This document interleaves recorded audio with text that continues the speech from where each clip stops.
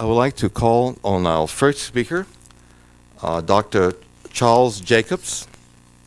Dr. Jacobs is the Research Director of the American Anti-Slavery Group and is working to bring attention to the continuing practice of chattel slavery in East Africa. Dr. Jacobs and the Independent Women's Forum hope that this will be the beginning of an international abolitionist campaign that will start in the Washington area on March the 23rd. Dr. Jacobs, please. Thank you. I need the projector.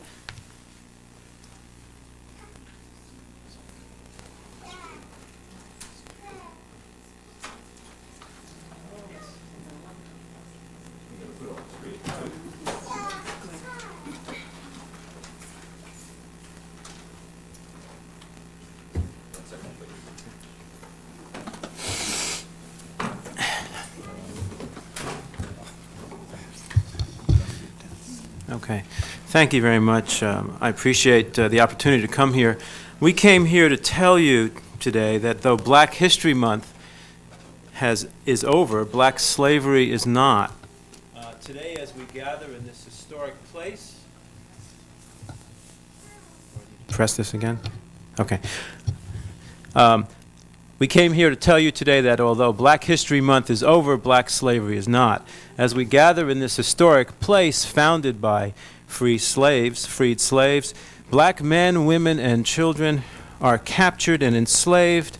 They are bought and sold, some for as little as $15. They are tortured, they are inherited, they are given as wedding gifts, and as the photo in our newsletter shows, they are branded. In addition, her name, by the way, is Along Ajak. She was taken in a slave raid in Sudan when she was 6 years old. She was branded by her master's wife, so, quote unquote, you won't get lost. In addition, these Black slaves are bred. The children of raped slaves belong to the master. So today we come to give you documents and photos and eyewitness reports about slavery in Mauritania and Sudan, and to ask for your help. And I am certainly one who hopes that after today's presentation, Howard University will take a position on this, that slavery does exist and it needs to be addressed. I'll leave the eyewitness reports to the people here who have seen slavery. I just want to first open with an outline, a broad outline of the basic facts. Facts that you did not know, most probably. The countries that stretch across the northern continent, the northern part of the African continent, straddle an Arab-African divide. In the past, there was an active slave trade, less well known here, but a trade that at least equaled the Western slave trade that is known. Today's news is that in Mauritania, slavery simply never ended, and in Sudan it has returned. You may not know that news. It has been suppressed, and it has been covered up. I would like you to take a look at one more slide.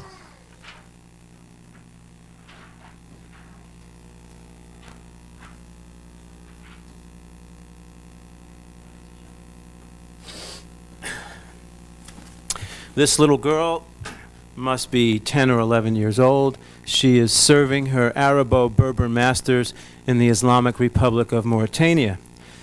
She was perhaps inherited or given as a gift. Her children will be there. She will serve them in every way possible.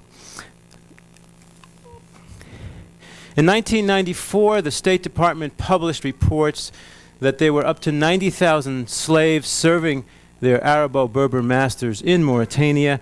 These are chattel. They are wholly owned property of others. They are used for farming, for domestic work, and they're concubines. Hundreds of years ago, every black in Mauritania converted to Islam, and that means that the slaves in Mauritania today are black Muslim slaves. These black Muslim slaves of Mauritania are not allowed to enjoy the basic rights of Muslims or their co-religionists in even the poorest of Muslim countries. They may not marry without the master's permission. They may not pray or go to mosque without consent. It is difficult to talk of other people's humiliations, but we have made it a decision to speak of these things in public. A 1990 report by Human Rights Watch Africa describes various tortures that may befall Mauritanian slaves who displease their masters. For a normal kind of upset of displeasing of the master, a slave may be tied up and thrown into the sun for a period of time up to a day or two without food and water.